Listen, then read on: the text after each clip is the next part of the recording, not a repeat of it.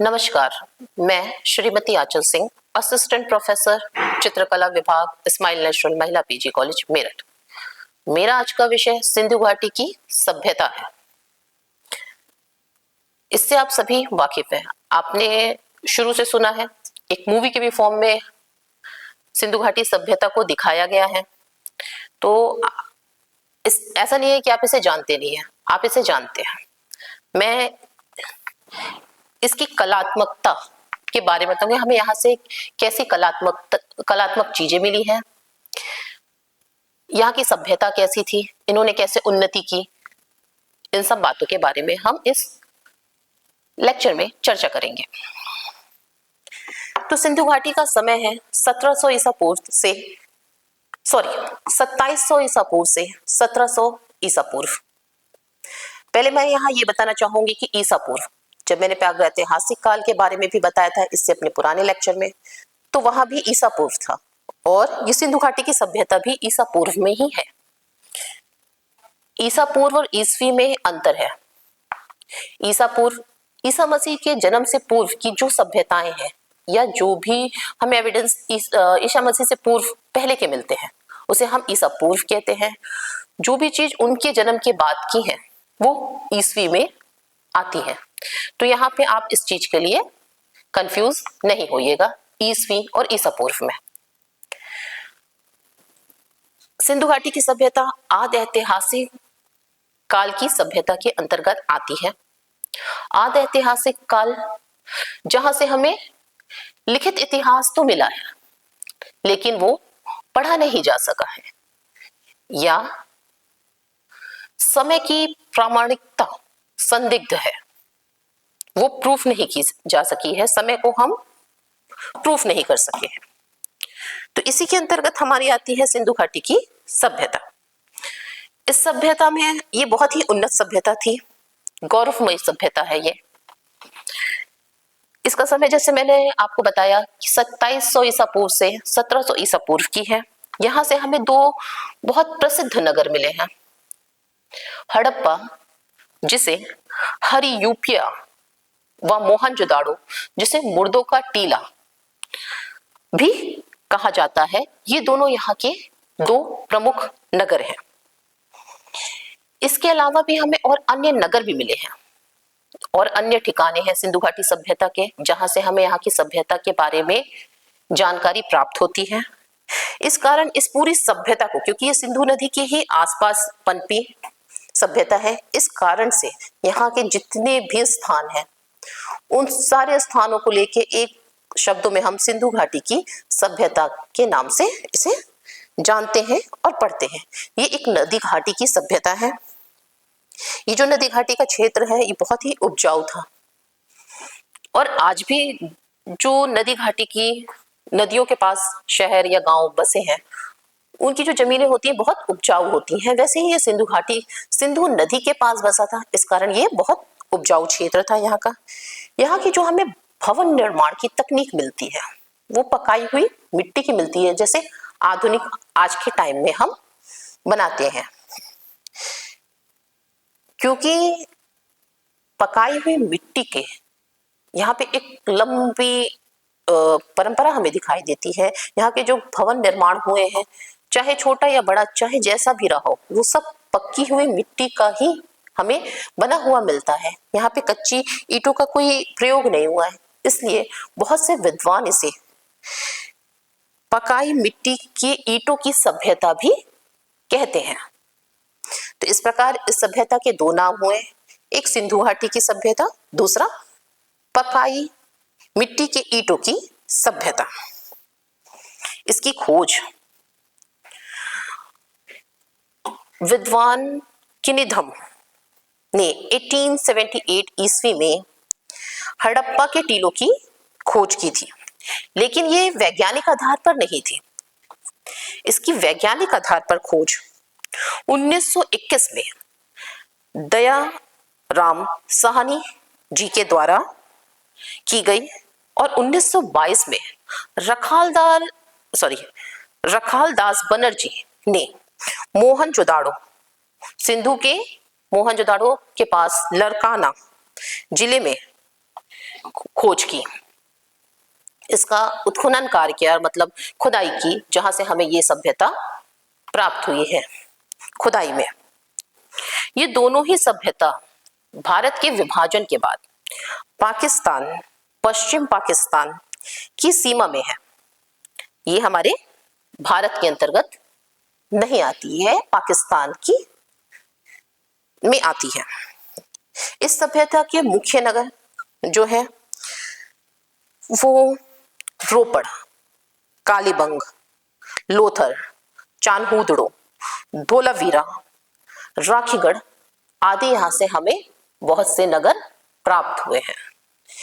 सिंधु घाटी की सभ्यता ऐसा नहीं है कि मैं ये बता रही हूँ कि वे पश्चिम पाकिस्तान में मिले हैं, तो यहाँ के कुछ नगर हमें पाकिस्तान की से लगे हुए मिले हैं और कुछ स्थान हमारे भारत में भी हैं जहां से सिंधु घाटी के अवशेष हमें प्राप्त होते हैं इस सभ्यता के। ये सभ्यता मेनली जो थी नगर संस्कृति थी। यहाँ पे लोगों ने एक नगर बसाया है। यहाँ के जो जिन्होंने यहाँ इसको प्रमोट किया, कह सकते हैं पोषक लोग थे जो यहाँ के, वो जो थे धनी व्यापारी थे, शासक थे। ये लोग जो थे शांति प्रिय थे, कला प्रेमी थे और बहुत ही समृद्ध थे, जिन्होंने इन नगरों को बसाया, इसकी लालन पालन किया।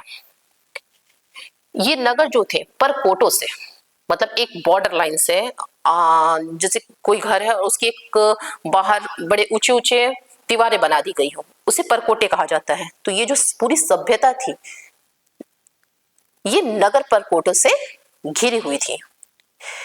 नगर विन्यास, दुर्ग विधान, सड़क, भवन के निर्माण में स्थापत्य कला हमें बहुत ही उन्नत स्थापत्य कला दिखाई देती है। यहाँ के जो नागरिकों का रहन सहन था वो बड़ा ही स्वच्छ, मतलब बहुत साफ सफाई से रहते थे। इसका परिणाम क्या है, यहाँ पे हमें स्नानागार मिले हैं। गंदे पानी की निकासी के लिए, उसे निकलने के लिए हमें नालियां मिलती हैं। यहाँ से हमें जो है सिंधु घाटी से खिलौने मिले हैं, मूर्तियां, आभूषण, बर्तन, और इन सब पे जो चित्रकारी हुई है वो लोक जीवन के की सौंदर्यता को दर्शाता है। सिंधु घाटी में हमें स्थापत्य, मूर्तिशिल्प और चित्रकला, इन तीनों ही कलाओं का विकास, उन्नति दिखाई देती है। अब हम यहाँ से देखते हैं कि यहाँ की नगर सभ्यता कैसी थी, यहाँ का वास्तु निर्माण, यहाँ के जो घर बने थे वो किस प्रकार से बनाए गए थे। यहाँ पे हमने पहले भी दो शहरों का जिक्र किया है सभ्यताओं का, मोहनजोदाड़ो और हड़प्पा। ये जो दो थे मेन थे जहां से हमें नगर विन्यास के श्रेष्ठ नमूने प्राप्त हुए हैं। जो परिवहन मार्ग था, रोड्स थी, वह गली, मेन रोड और जो गली थी वो दोनों एक दूसरे को समकोण पर काटती थी।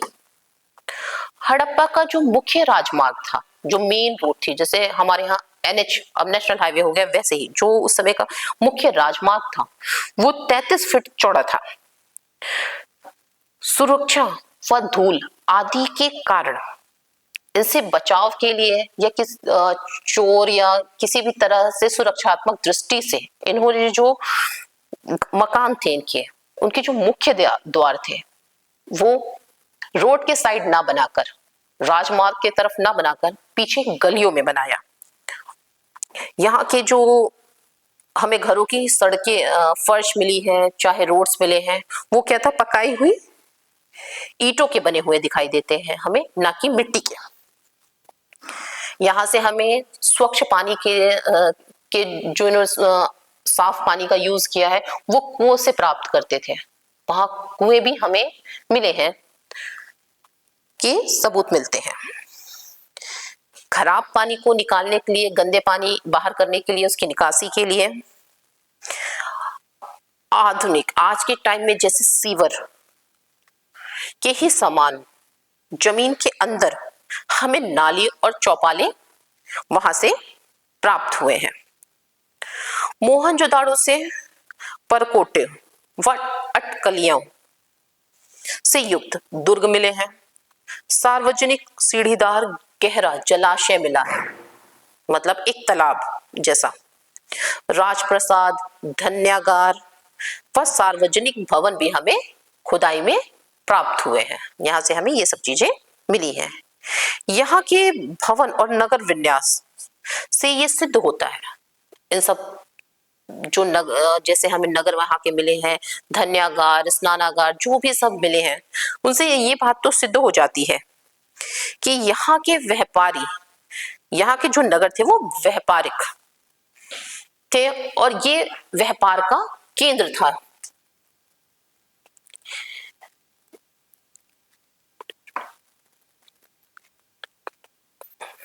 यहाँ एक बात बहुत ही आश्चर्य की हमें दिखाई पड़ती है, जो हमें एविडेंस मिले हैं उसके अकॉर्डिंग दिखता है कि यहाँ पे नगरों, चाहे वो के बड़े मकान हो, छोटे मकान हो, या किसी भी तरह के भवन पे हमें किसी भी प्रकार की कोई चित्रकारी जैसी चीज नहीं मिलती है।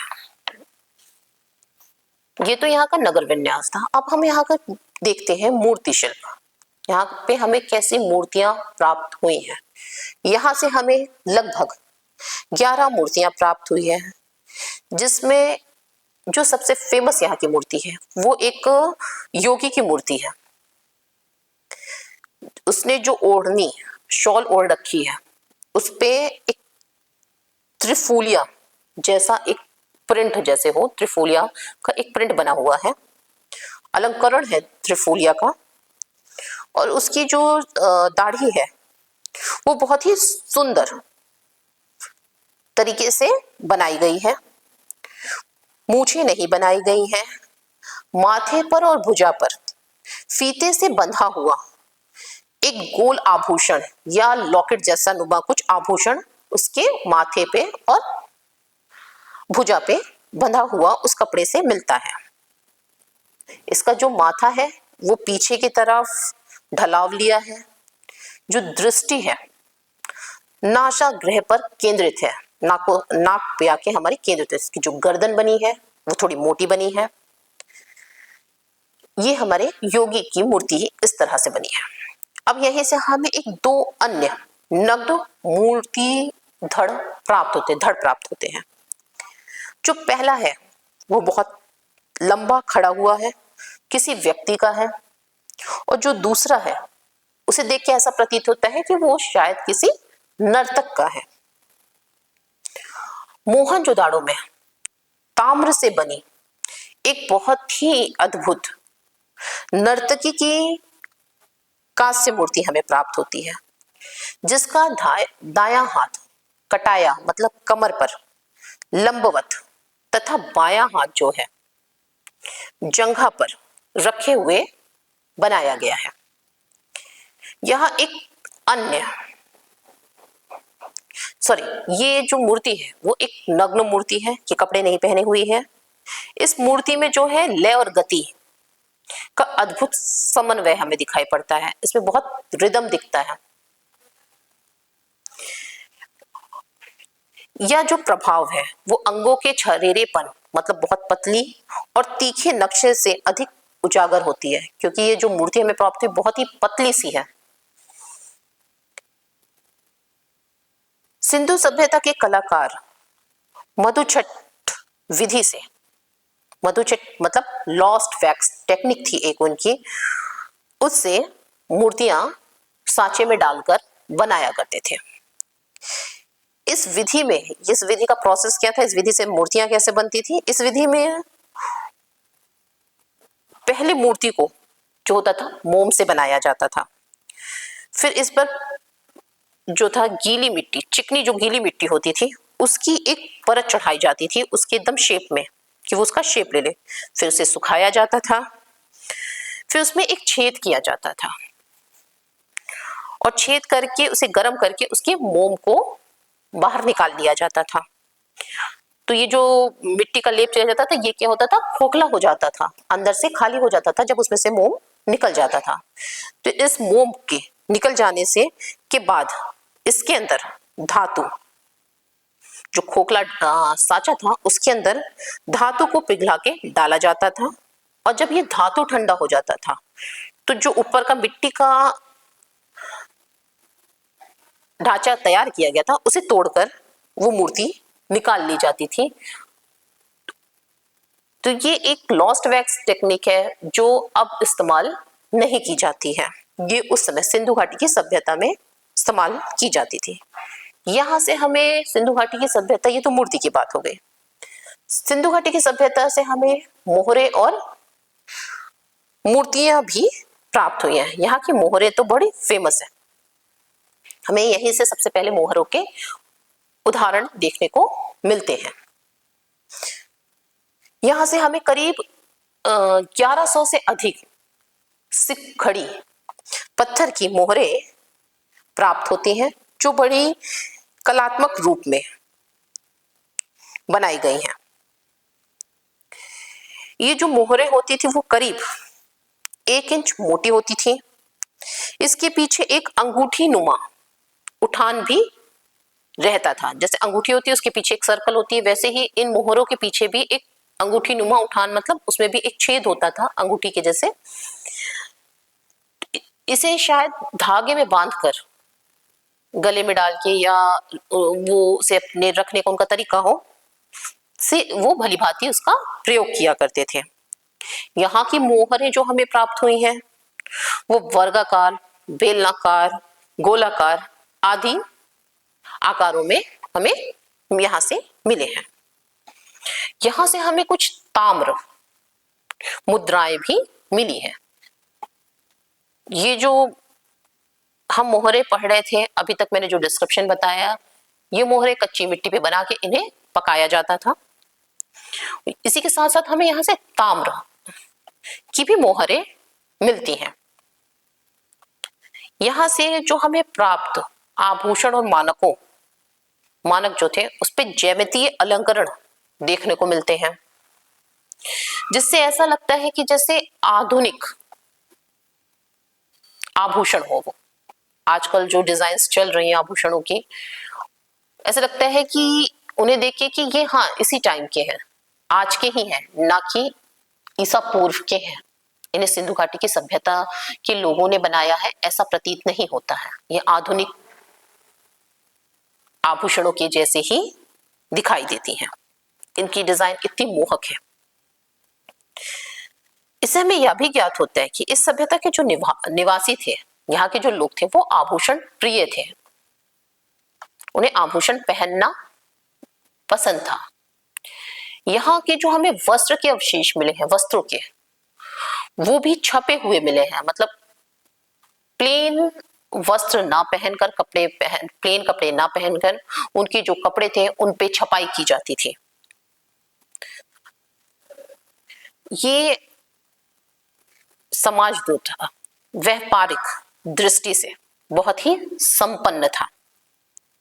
यहां ही से हमें सिंधु से नाप तोल के बट्टे, जो जैसे आज के टाइम में हम कुछ लेने जाते हैं तो नापने तोलने के लिए किलो, 100 ग्राम, 250 ग्राम की जो बट्टे होते हैं, वैसे हमें वहां से भी नापने के पैमाने प्राप्त हुए हैं। मतलब उस टाइम भी कोई भी चीज इंसान लेता या करता होगा तो उससे नाप तौल का दिया जाता होगा, मतलब उन्हें नापने तौलने का भी ज्ञान था। यहां से हमें बहुत सारी मृण मूर्तियां प्राप्त हुई हैं। मृण मूर्तियों के अवशेष जो मिले हैं वो बहुत ही विशिष्ट है। मोहनजोदाड़ो और हड़प्पा से असंख्य छोटे छोटे मूर्तियां यहाँ पाई गई हैं, जिसमें जो मेन मूर्ति है वो मातृ देवी की मूर्ति है, जो अपनी कलात्मक दृष्टि से बहुत ही श्रेष्ठ है। इस मूर्ति का उपयोग वो धार्मिक अनुष्ठानों के लिए किया करते होंगे, जिस कारण से इस सभ्यता को मातृ पूजक भी माना जाता है। मतलब यहाँ के लोग मातृ देवी की पूजा करते थे, वो उनके उपासक थे।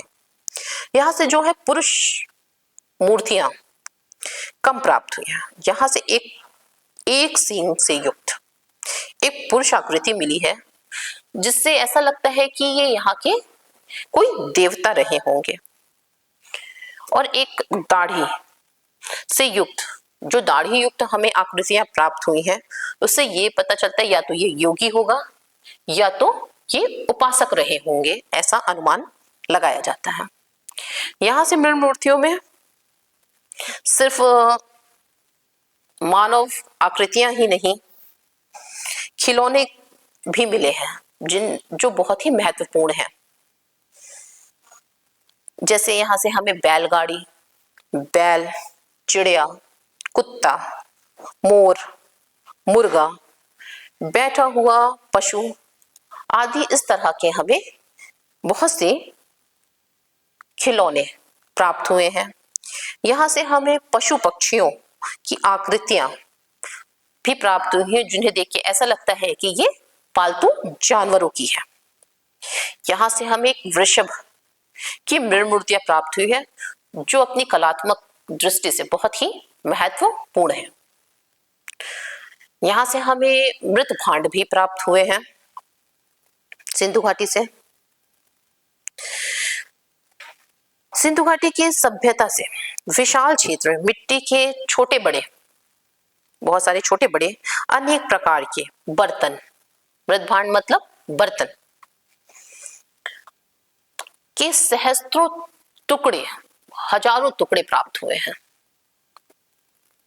कुछ मिट्टी के बर्तन थोड़े बहुत टूटे हैं, पर मैक्सिमम जो हमें उत्खनन से प्राप्त हुआ है वो है उनके बहुत सारे टुकड़े, जिनसे हमें वहां की कलात्मकता, उनकी चीजों के बारे में पता चलता है। जिसमें बहुत बड़े आकार का अनाज रखने के लिए कुठिला, पानी रखने के लिए बड़े मटके, सुराही, लोटा, मर्तबान, कुल्हड़, कटोरी, तश्तरी, बीकर, थालियां और नादे इत्यादि यहाँ के प्रमुख हैं। यही नहीं, यहाँ पे जो है आधे इनसे छोटे भी हमें मिट्टी के पात्र प्राप्त होते हैं, जिसके ऊपर का एक ढक्कन भी बनाया गया है। आधा इंच कितना होता है, बहुत छोटा होता है, पर आधे इंच का एक पात्र भी मिले हैं। और उन्होंने इतने अच्छे से बनाया है, उसके ऊपर के ढक्कन भी बनाए हैं बड़ी ही कलात्मक ढंग से। ये जो यहाँ से हमें बर्तन प्राप्त हुए हैं वो चाक पे बने हुए बर्तन है, मतलब चाक का आविष्कार उसी टाइम हो चुका था, लोग चाक का प्रयोग करना जानते थे। इन बर्तनों को देखने से ऐसा प्रतीत होता है कि यहाँ के निवासी मृत भांड कला में पारंगत थे। यहाँ पे ये भी है कि मृत भांड कला में पारंगत भी थे और ये अपने दैनिक जीवन में इनका प्रयोग भी करते थे। ऐसा नहीं है कि इन्होंने सजाने या किसी वैसी चीजों के लिए इन्होंने बनाया था, इन्होंने इसे अपने दैनिक जीवन में प्रयोग करने के लिए बनाया है, जो हमें आज अवशेषों के रूप में प्राप्त होते हैं। चित्रांकन, यहाँ का हमें चित्रकारी कैसे मिली है। सबसे पहले मैं यह बताना चाहूंगी कि यहाँ पे कोई हमें भित्तियों पे या किसी कागज, कपड़े या किसी भी तरह की चीजों पे कोई अलग से एक स्वतंत्र चित्रकारी के नमूने प्राप्त नहीं होते हैं। इस सभ्यता से हमें मोहनजोदाड़ो, हड़प्पा, लोथर, इन सब नगरों के निवासी कलात्मक प्रतिभा से सुसंपन्न थे और कला, चित्रकला संबंधी सार्वधिक सामग्रियां जो यहाँ से प्राप्त हुई हैं वो पकाई मिट्टी के बर्तनों और उनके टुकड़ों पर चित्र आकृतियां व आलेखन के रूप में हमें मिलती हैं। यहाँ के चित्रकारों ने भित्ति या पट्टी या किसी भी अन्य प्रकार की चीजों पर चित्रकारी नहीं की है। यहाँ पे इसका कहने का मतलब है कि इन्होंने जो चित्र बनाए हैं वो हमें स्वतंत्र रूप में दिखाई नहीं देते हैं। इनकी जो कलात्मक और भावाभिव्यक्ति का परिचय है हमें। इनकी मानव पशु आकृतियों के शिल्प मोहरे से ही प्राप्त होते हैं। फिर भी जो चित्रकारी के अनुमान लगाया जाता है वो हमें यहाँ के मिट्टी के बर्तनों से प्राप्त हुए हैं। भांडों पर बने जो असंख्य अलंकरण हैं वो भी यहाँ की चित्रकारी के उदाहरण है। इन अलंकरणों पर टेढ़ी मेढ़ी रेखाएं बनाई गई हैं, लहरिया रेखाएं बनाई गई हैं, कंघे से चित्रकारी की गई है, सूर्य, घिर्रियां, तारे, चौफूलिया, चौपड़, जाल, छोटे घेरों के जाल, चौकोर, तिकोन, ज्यामितीय आकार, मछली, मोर, सींगदार पशु, इस तरह की आकृतियां यहाँ पर हमें देखने को मिलती हैं। पर वही बात है, यहाँ स्वतंत्र रूप में ना मिलकर हमें मिट्टी के बर्तनों पर यहाँ से जो मित्रभांड बनाए गए हैं या मूर्तियां बनाई गई इस रूप में ही हमें ये उदाहरण यहाँ से प्राप्त होते हैं। अधिकांश पात्र जो है वो लाल रंग चढ़ाकर काले रंग से उन पर चित्रकारी की गई है। यहाँ से हमें कुछ रंगीन पात्र भी प्राप्त होते हैं, बहुत ही रंगीन, जिस पर कहीं लाल, हरे, काले, सफेद, पीले रंगों से पशु पक्षियों सहित आदि ज्यामितीय अलंकरण बनाए गए हैं। यहाँ पे बर्तन की हम बात करें तो यहाँ से चित्रकारी के जो हमें बर्तनों पे मिले हैं वो लोक कला से संबंधित उदाहरण मिले हैं, जिससे चित्रकला के जो उन्नत स्तर का हमें एक बोध होता है। क्योंकि यहाँ का जो विकसित चित्रकारी की एक हमें समस्त निधि प्राप्त हुई है वो काल अवतरित है। इसे हम इस तरह की चित्रकारी हमें आगे कहीं देखने को लंबे समय तक नहीं मिलती है। इससे हम ये कह सकते हैं कि ये जो सभ्यता थी बहुत उन्नत और कलम सभ्यता थी जो अचानक ही समाप्त हो गई, और इसके समाप्त होने पर भी संशय है कि ये सभ्यता कैसे समाप्त हुई। जैसा कि आप सभी जानते हैं, यह सभ्यता जो थी एक शांति प्रिय थी, समृद्धशाली सभ्यता थी। निश्चित ही ये सहसा ही समाप्त हो गई, लेकिन वह अपने देवता, धार्मिक पूजा पाठ की विधि और जीने की कला भविष्य को, आने वाली पीढ़ी को वो सौंपकर अमर हो गए। आज भी इनकी जो विशेषताएं हैं आधुनिक सभ्यता के लिए प्रेरणा का स्रोत बनी है। हम यहाँ से भी आज भी प्रेरणा ले रहे हैं बहुत सारी चीजों का। धन्यवाद।